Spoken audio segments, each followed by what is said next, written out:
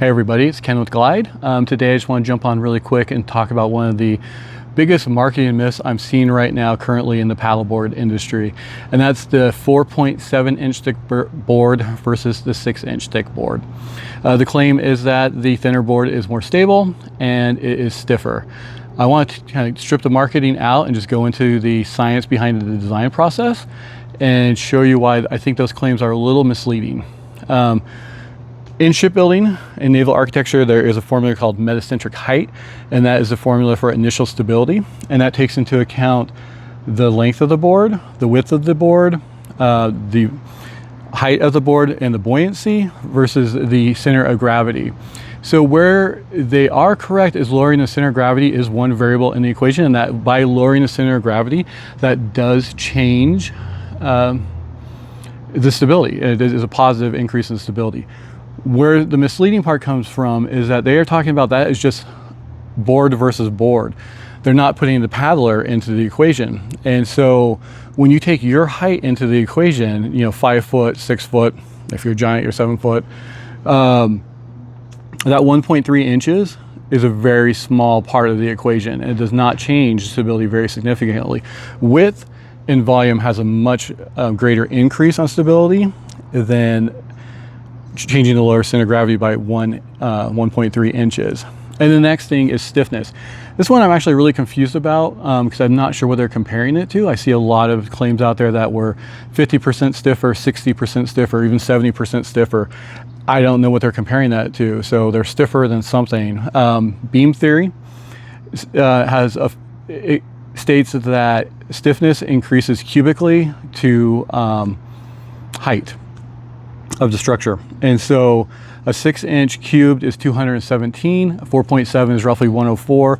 So that is a geometrically stiffness of over double.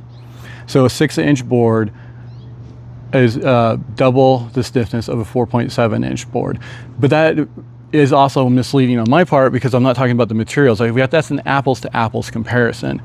So if you take a 4.7 inch board that's a premium constructed board versus a cheap Amazon 6-inch board, that 4.7 inch board, because of the way it's constructed, the knitted drop stitch versus woven, the shell material, the PVC shell, the rails, all that adds up. You could, in theory, have a 4.7 inch board that is more stable than, stiffer than the 6-inch equivalent cheap board. But if you're comparing apples to apples, you take two premium boards like our premium 6-inch boards with cross-woven drop stitch, a very thick PVC shell, triple rails that are very stiff to begin with. If we had a 4.7 built and a 6-inch built, the 6-inch would still be significantly stiffer than the 4.7 inch. So it doesn't really hold up the stiffness. If you're comparing 4.7 inch boards, sure, you can compare them against each other, but you can't compare a 4.7 inch board to a 6-inch board. And then the kind of advantages and disadvantages of a 4.7 inch board is they're thinner. And so it actually gets a lot more water onto the deck of the board.